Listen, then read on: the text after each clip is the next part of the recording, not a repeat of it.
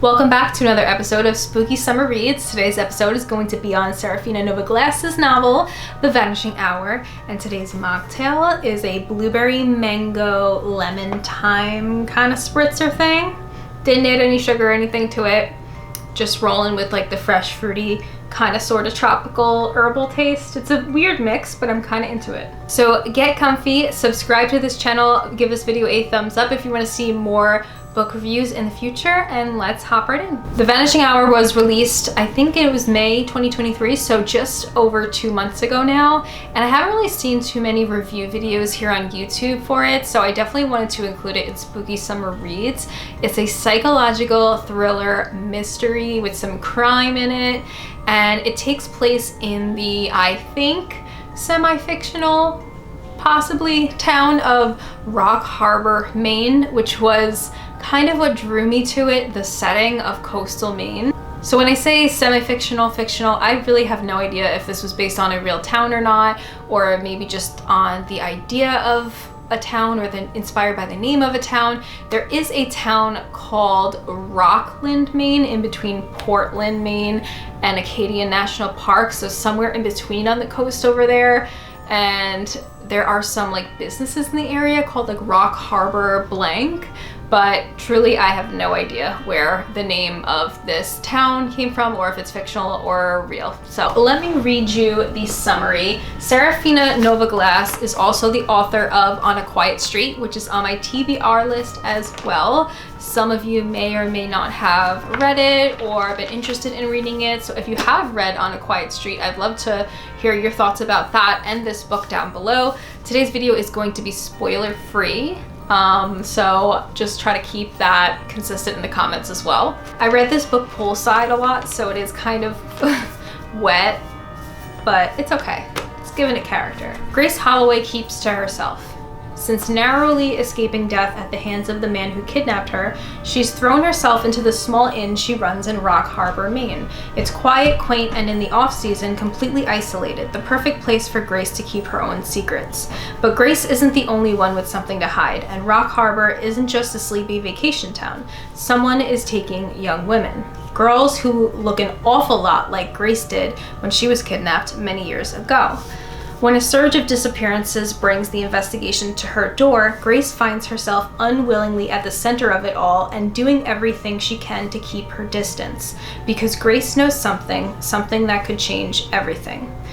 And when the truth comes to light, getting justice for the vanished might be more than Grace can handle alone. The Vanishing Hour was slow and steady in the beginning, which sometimes can be hard for me to pay attention to or stick with because of that slow burn progression. It really depends on how well it's done, but I think Seraphina Novaglass did a really good job at building the narrative with suspense, and her characterization was really great. It made it kind of interesting learning about the different small town characters and their lives and this string of crimes that has been going on and the kind of team that they unknowingly built that helps them figure out the string of crimes. And the story was kind of different than most of the novels that I've been reading lately because of the multi-POV format, which could be confusing, and it was confusing for me for like a second when you start the chapter, or yeah, like when you start a new chapter and it's one person is first person POV and a couple of the other characters are third person POV. It takes you a second to kind of figure out like, all right,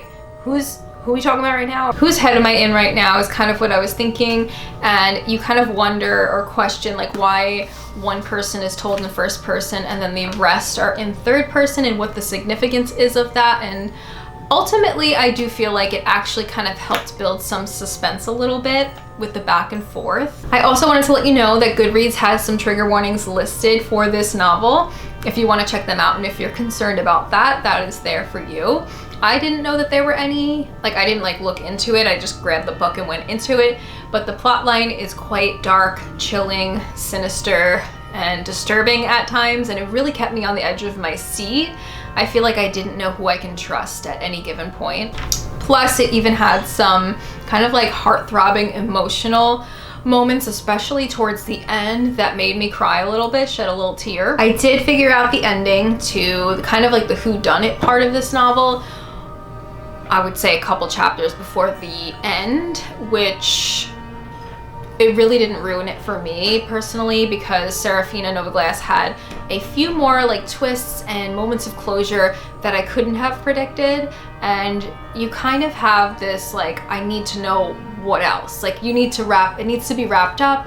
I need some more closure and to figure some other things out, what happens after. So I still found myself turning the pages until the very last one. The Vanishing Hour was a gripping chiller novel that in the 300 pages that it is, I definitely kept feeling like this could happen in a town near me or near anyone. So it did feel pretty real at times, and there have been some local crimes here on Long Island, if you're familiar, that have some similarities in small ways to these events. So it was definitely an engaging book to read poolside this summer for spooky summer reads for me. My local library didn't have this, so I ordered it off Amazon, and I'll link you down below in the description to this book if you're interested in reading.